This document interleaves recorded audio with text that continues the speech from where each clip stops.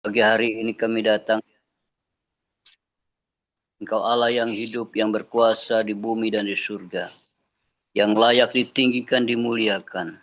Melewati bibir, mulut, lidah hati kami telah memuji dan menyembah Tuhan. Sebentar kebenaran firman-Mu akan menjadi bahagian hidup kami.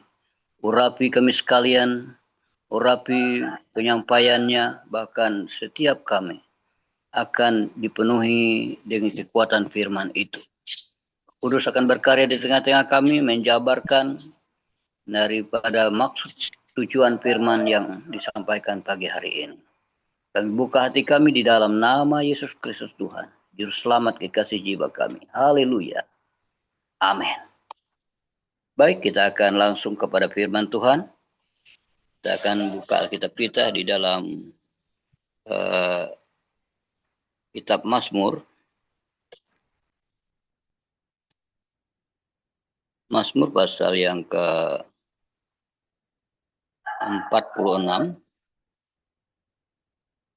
46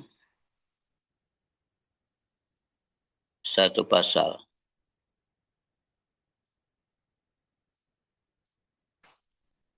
Mazmur 46. Allah, kota benteng kita, untuk pemimpin biduan dari Bani Korah, dengan lagu Alamot, nyanyian. Allah itu bagi kita tempat perlindungan dan kekuatan, sebagai penolong dalam kesesakan sangat terbukti. Sebab itu kita tidak akan takut, sekalipun bumi berubah, sekalipun gunung-gunung goncang di dalam laut, sekalipun ribut dan berbuih airnya, sekalipun gunung-gunung goyang oleh geloranya. Kota Allah, kediaman yang maha tinggi, disukakan oleh aliran-aliran sebuah sungai. Allah ada di dalamnya. Kota itu tidak akan goncang. Allah akan menolongnya menjelang pagi. Bangsa-bangsa ribut, kerajaan-kerajaan goncang. Ia memperdengarkan suaranya, dan bumi pun hancur. Tuhan semesta alam menyertai kita. Kota benteng kita ialah Allah Yakub. Pergilah, pandanglah pekerjaan Tuhan, yang mengadakan pemusnahan di bumi, yang menghentikan peperangan sampai ke ujung bumi, yang mematahkan busur panah, menumpulkan tombak, membakar kereta-kereta perang dengan api. Diamlah dan ketahuilah bahwa akulah Allah. Aku ditinggikan di antara bangsa-bangsa, ditinggikan di bumi. Tuhan semesta alam menyertai kita. Kota benteng kita ialah Allah Yakub. Puji Tuhan. Kalau tema kita adalah menikmati perlindungan Allah pada masa kesesakan. Sesuatu tema yang sangat relevan dengan kehidupan umat Tuhan masa dulu dan sampai masa kini, dan saya percaya ini akan terus terjadi.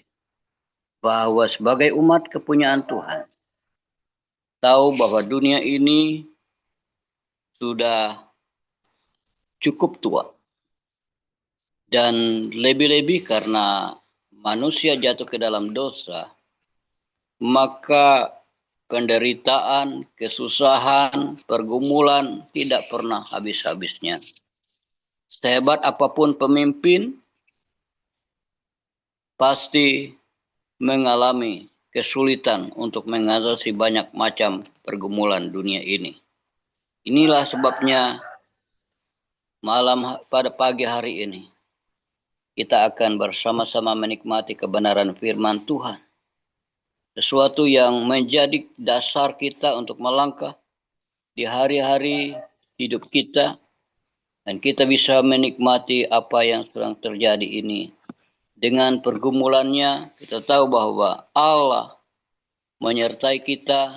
Tuhan kita bukan Tuhan yang kata orang, bukan sesuatu yang retorika, tetapi Tuhan kita adalah betul-betul fakta. Pekerjaannya memang betul-betul terjadi yang kita rasakan. Pengalaman yang kita alami itu menjadi modal untuk kita tahu bahwa Tuhan kita itu adalah Tuhan yang Immanuel.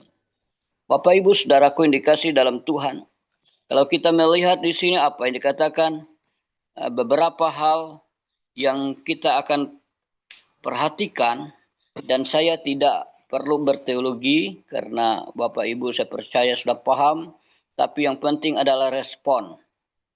Ya, bukan menyatakan hal-hal mendalami atau mengupas lebih banyak, tetapi penting respon. Tuhan itu berkenan ketika umatnya memiliki respon yang positif tentang dia. Dan kita melihat respon pertama, kita memiliki respon bahwa ketakutan atau kita tidak perlu merasa takut dalam hidup ini. Ya. Kalau kita melihat dalam ayat ini, apa yang dikatakan, Allah itu bagi kita tempat perlindungan dan kekuatan sebagai penolong dalam kesesakan sangat terbukti. Sebab itu kita tidak akan takut sekalipun bumi berubah, sekalipun gunung-gunung goncang di dalam laut, dan apalagi sekalipun ribut dan berbuih airnya, sekalipun gunung-gunung goyang oleh geloranya. Jadi tidak perlu takut, karena itu harus terjadi. Ketakutan manusia hari-hari ini sangat banyak. Dampak perang yang berkepanjangan itu menguras keuangan. Perang itu modalnya besar. Dan mungkin kita tidak perang, tetapi dampaknya efek, ya, efek butterfly-nya pasti terjadi sampai kepada negara-negara yang sekalipun tidak ikut perang. Apalagi yang perang itu adalah orang-orang yang punya kekuatan ekonomi di dunia ini cukup berpengaruh. Kemudian banyak ketakutan lagi, kekhawatiran. Hari-hari ini kita melihat penyakit silih berganti datang. Jenisnya pun berbeda-beda. Jika kayak waktu zaman COVID kemarin, sekarang ini pun macam-macam penyakit bisa terdeteksi dan ditanggulangi, tetapi mungkin dananya untuk itu sudah banyak, berapa triliun habis waktu COVID. Kemudian kekhawatiran orang sekarang itu, ekonomi sedang tidak baik-baik saja, terlebih negeri kita. Bayangkan kalau kita melihat judi online, itu keuangan negara kita itu banyak lari keluar. Jadi pemerintah sedang dalam keadaan simalakama. Ya, mencetak uang tidak bisa, ada undang-undangnya sesuai dengan jumlah penduduk dan luas wilayah.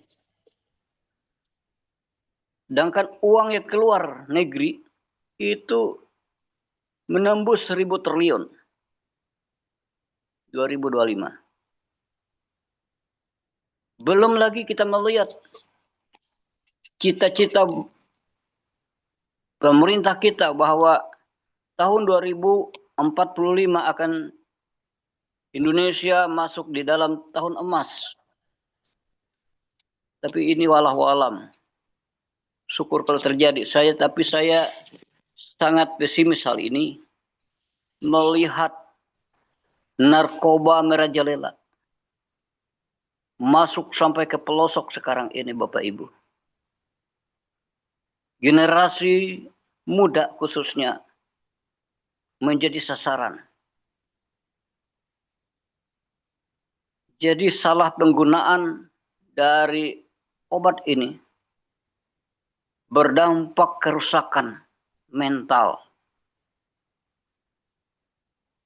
Tidak sedikit berapa ton yang masuk ke negara kita. Saudara bisa searching di Google berapa ton setiap tahun. Itu narkoba itu masuk ke negara kita. Walaupun bagaimana cara mengatasinya, tidak bisa. Itu peluang besar bagi orang yang mengerjakannya. Saya pelayanan di penjara, bertemu dengan beberapa saudara kita di sana. Ada sampai 3 kali masuk penjara. Saya tanya, masalahnya apa? Masalahnya narkoba. Yang pertama kena narkoba, kedua tetap juga itu. Ketiga juga tetap jualan. Saya bilang, kenapa kan jatuh di lubang yang sama?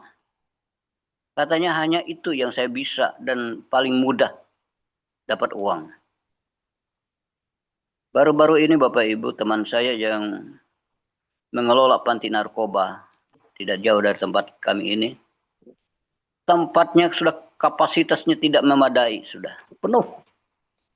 Bahkan ada yang tidak tidur di kasur lagi, di lantai. Dan sangat menyedihkan, ada yang ngantar anak 14 tahun, anak cewek lagi, dalam keadaan sakau. Kita semua bisa berpikir, kalau hidupnya sudah terikat narkoba, bagaimana dengan tubuhnya dalam keadaan seperti itu? Anak masih 14 tahun. Jadi kita ini darurat narkoba, Bapak Ibu.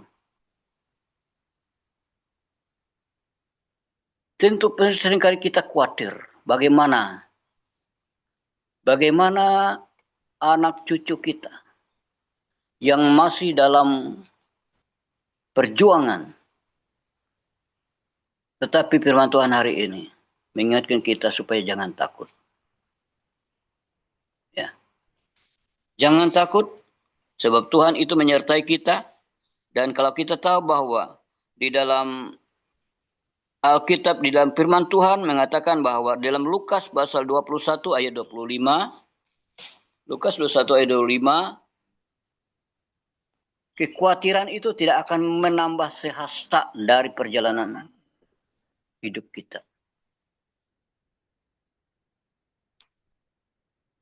Jadi bagaimana maksudnya? Kalau tidak usah takut, sedangkan persoalan yang cukup banyak melingkupi kehidupan manusia hari-hari ini. Jangan takut, katanya, ini adalah kita membentengi hidup keluarga kita. Sebab ini Kingdom Family Indonesia, tentunya kita adalah keluarga kerajaan Allah. Mazmur 119 ayat 9. Dengan apa orang muda itu mempertahan kelakuannya yang baik? Hanya dengan firman-Mu, Tuhan. Jadi harus sedini mungkin anak-anak kita itu dibekali dengan firman Tuhan. Cucu-cucu kita. Firman Tuhan itu membentengi mereka. Membuat mereka kuat di dalam segala pergumulan. Tidak mungkin kita menghalangi mereka bergaul dengan siapapun juga. Tapi ketika mereka bergaul karena dasar firman Tuhan itu kuat, maka mereka bisa tegak berdiri dan tetap mengatakan ya di atas yang ya dan tidak di atas yang tidak. Jangan takut. Saya ingat ketika Sanherib dengan pasukannya, 85.000 pasukannya, tentaranya mengepung Yerusalem. Raja Hizkia sudah tidak dapat berbuat apa. Tapi dia berdoa bahwa umat Tuhan berdoa kepada Tuhan. Dan ketika mereka berdoa, Alkitab mengatakan Tuhan mengirimkan malaikat, satu orang malaikat. Dalam satu malam itu 185.000 pasukan Asyur semua mati. Artinya, ketika kita tidak khawatir, tidak takut, kita harus tahu bahwa ada perlindungan Tuhan yang sempurna atas hidup kita. Tahun 1987, Ketika itu saya lagi sekolah Alkitab di salah satu yayasan di Banjarbaru. Malam-malam kami diserang kelompok orang dari arah Martapura. Banyak sekali orang teriak. Selain menyebut Allahu Akbar, mereka mengatakan, hancurkan, bakar, bunuh. Kedengaran dari sekejauhan. Jadi kami yang ada di dalam asrama itu kurang lebih 400-an orang. Tambah anak-anak SMA, tambah anak-anak sekolah penginjil, tambah dengan segala guru, pengurus yayasan. Kami semua karena muda-muda cari kayu, cari untuk memukul. Sebab tidak ada senjata yang tajam. Puji Tuhan ada seorang ibu ketua yayasan. Dia bilang, dia panggil semua, mari kita kumpul di gereja. Ayo semua kumpul, kita berdoa. Ini tidak akan dapat kita lawan dengan kekuatan kita. Kita akan mati semua kalau kita melawan. Saya tahu satpamnya ada 2 satpam di depan pintu gerbang. Pintu gerbang itu sekitar 6 meter lebar pintu gerbang. Itu sudah kabur. Jadi kami semua kumpul di gereja. Kami berdoa minta pertolongan Tuhan. Ketika orang yang mau menghancurkan yayasan itu sudah mendekat, ada suara kayak berbunyi kayak gesekan besi atau ya kayak pagar besi itu terang dari atas. Dan apa yang terjadi Bapak Ibu? Kelompok banyak orang yang berbaris malam-malam itu melewati saja. Padahal pintu gerbang kami itu jalan. Orang mengeliling aja, mengeliling lurus keluar akhirnya. Pagi hari, kami memeriksa daerah-daerah di belakang itu sudah disediakan di region yang penuh dengan bensin. Region yang 5 liter itu sudah ada bensin banyak, yang 2 liter, 5 liter itu disediakan bensin. Rupanya ada orang-orang di situ sudah mempersiapkan. Nah, Bapak Ibu, ini perlindungan Tuhan. Tuhan tepat pada waktu yang tepat akan melindungi umatnya. Yang kedua, kita harus punya respon tentang firman Tuhan pagi hari ini bahwa kita perlu percaya total. Percaya total akan kuasa Tuhan. Kalau kita percaya, maka firman Tuhan mengatakan, Yesus katakan, engkau percaya kepadaku, kepada Thomas, karena engkau melihat. Tapi berbahagialah mereka yang percaya, walaupun mereka tidak melihat. Hari ini kita tidak pernah melihat bagaimana bentuknya surga. Tapi semua kita rindu masuk ke dalam kerjaan surga. Kita tidak pernah melihat secara fisik langsung bagaimana bentuknya Yesus. Sebab di gambar yang kita lihat hari-hari ini, itu setiap zaman itu berubah-ubah. Karena itu hasil lukisan. Tetapi kita percaya bahwa Tuhan Yesus itu Maha hadir, ada di setiap kita. Rohnya. Makanya dia katakan kepada murid-murid, jangan tinggalkan Yerusalem sebelum aku mengirimkan seorang penolong bagimu, yaitu Roh Kudus. Roh Kudus ada di setiap kita. Saya percaya betul. Bukan sesuatu yang hayalan atau retorika saja. Roh Kudus itu betul-betul menyertai umat percaya. Inilah Bapak Ibu Saudaraku yang kekasih, kita perlu percaya. Soal percaya ini menjadi persoalan yang besar ketika Yesus bersama dengan murid-muridnya.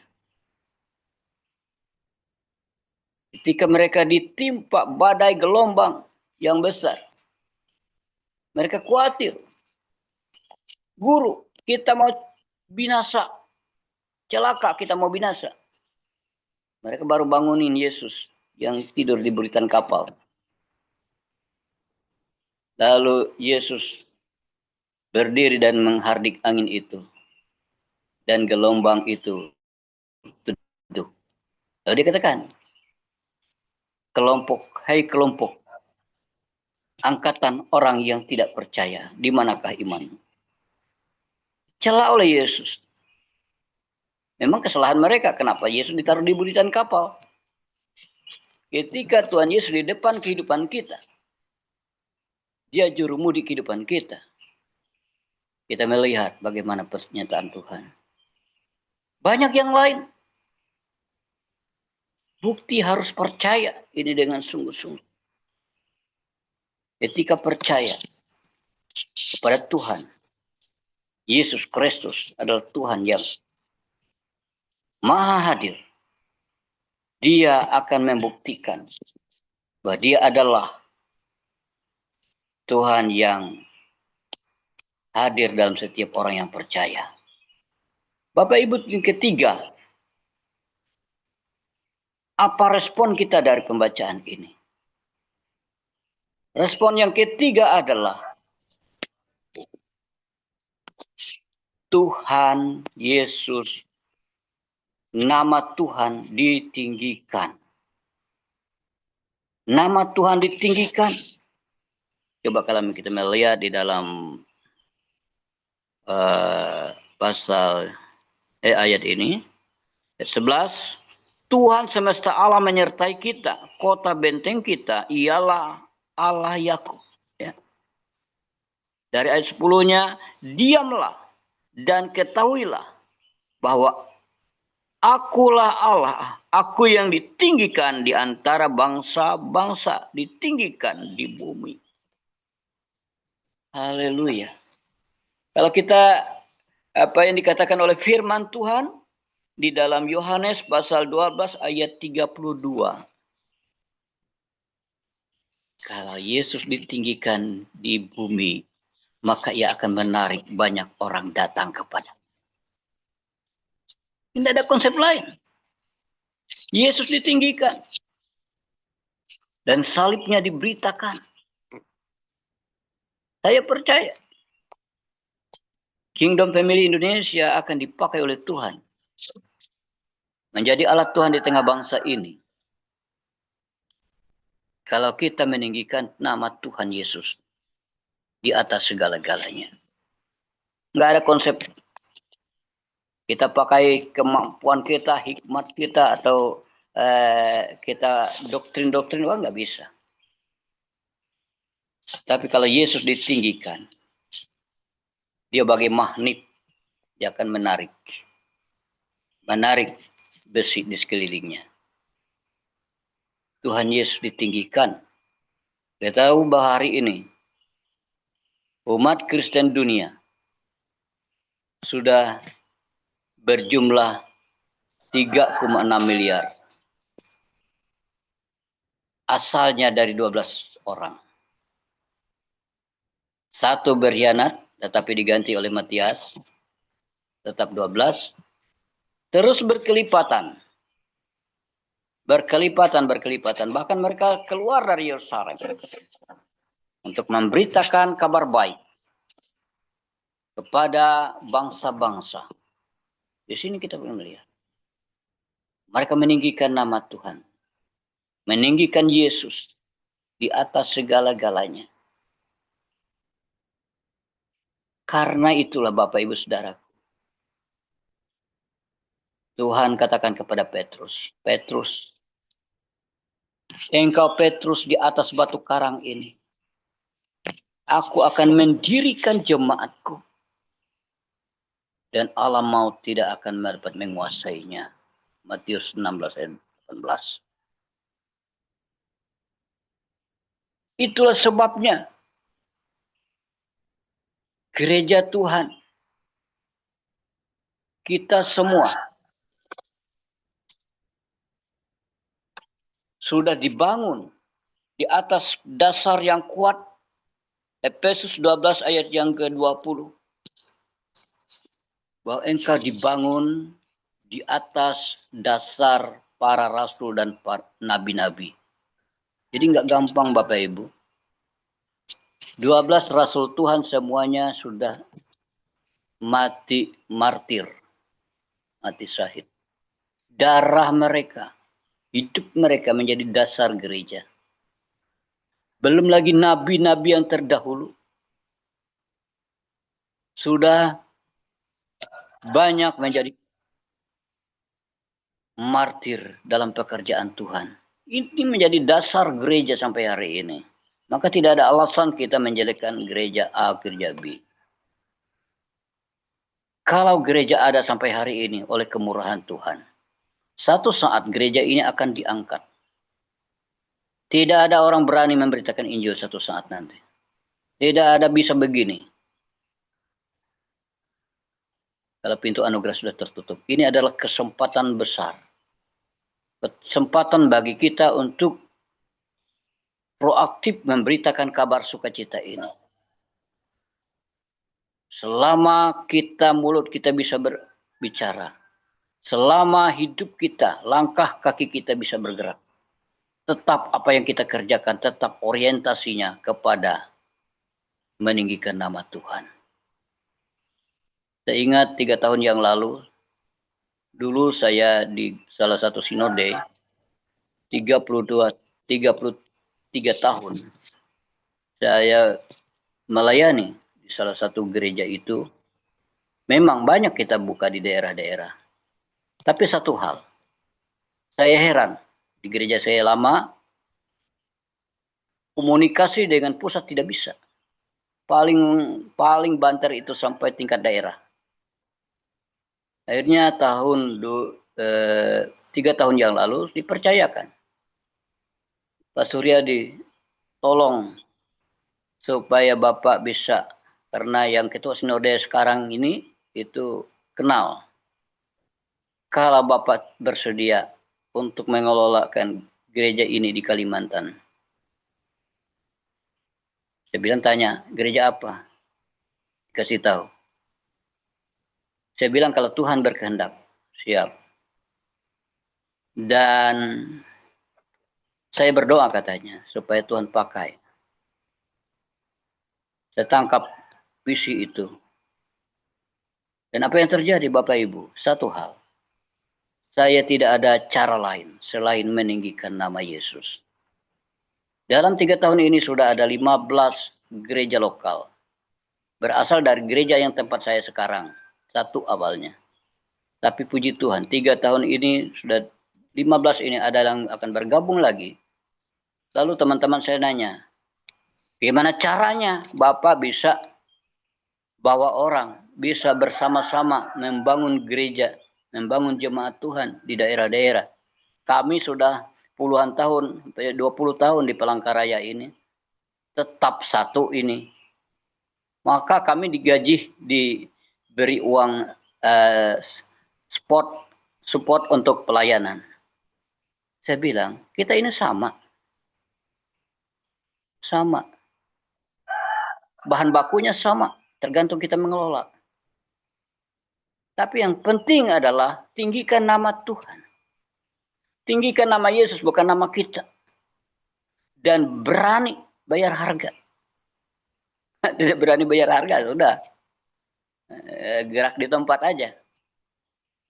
Nah, oleh sebab itu Bapak Ibu Saudaraku yang kasih, kita akan bisa ekspansi kemana-mana. Tapi ingat firman Tuhan, Mazmur 133 ayat yang ketiga. Jika kamu hidup rukun,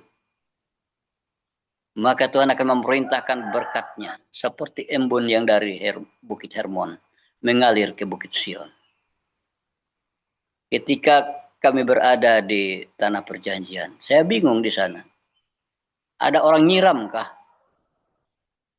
Jalan-jalan di sana, paping-paping setiap kami pergi dalam keadaan basah, bagus. Jadi kami bilang tidak. Tidak ada orang yang menyiram. Tapi ini pengaruh dari yaitu bukit yang tinggi, yaitu Bukit Hermon itu. Di sana ada salju abadi. Dan dari situ juga menjadi kesejukan, bahkan embunnya membasahi tempat-tempat sekelilingnya, ya, baik Israel, Yordania, Suriah, dan Lebanon. Memang Gunung Hermon itu dikatakan mata bangsa. Karena dari atas itu, dari tempat yang layak dihuni manusia, dari situ semua negara dapat terlihat. Makanya Israel mau tidak mau harus dapat itu Gunung Hermon di dataran tinggi Golan. Nah, Bapak Ibu Saudaraku, kalau kita hidup rukun, percaya berkat Tuhan akan mengalir. Berkat bangsa-bangsa menjadi bahagian kita. Berkat baik jasmani, rohani, berkat materi, damai, sejahtera, sukacita, kekuatan, kesehatan, kemenangan. Itu menjadi bagian orang-orang KFI. Dimanapun kita melayani, dimanapun kita melakukan. Karena firman Tuhan ini ya dan amin. Tidak pernah tidak ditepati. Setitik noktah pun tidak akan dilewati. Walaupun langit, bumi, dan segalanya berlalu. Tapi firman Tuhan tidak pernah berlalu. Dia pasti terjadi dan terwujud. Itulah sebabnya ketika Ayub dalam keadaan yang sangat menderita. Tetapi ikrar Ayub dari lembah penderitaan itu dia mengatakan. Jawab Ayub. Ayub pasal 42 ayat 1 dan 2. Maka jawab Ayub kepada Tuhan. Ya Tuhan. Aku tahu engkau sanggup melakukan segala sesuatu. Dan tidak ada rencanamu yang gagal. Ini. Dari situ, dari lembah itulah. Lembah penderitaan itulah Tuhan mengangkat Ayub. Alkitab menjadi kesaksian. Ayub diberkati 2 kali lipat. Karena dia percaya bahwa Tuhan dia perlu ditinggikan di atas segala-galanya. Itu sebabnya kita kalau meninggikan nama Tuhan tidak rugi. Tapi kalau meninggikan nama pribadi akan rugi. Tuhan tetap Tuhan. Kita menyembah atau tidak menyembah tidak menjadi ukuran bagi dia. Dia tetap Tuhan. Kita mau tinggikan dia tetap Tuhan. Sekarang waktunya. Ada 3 respon yang besar ini. Pertama, kita tidak perlu khawatir.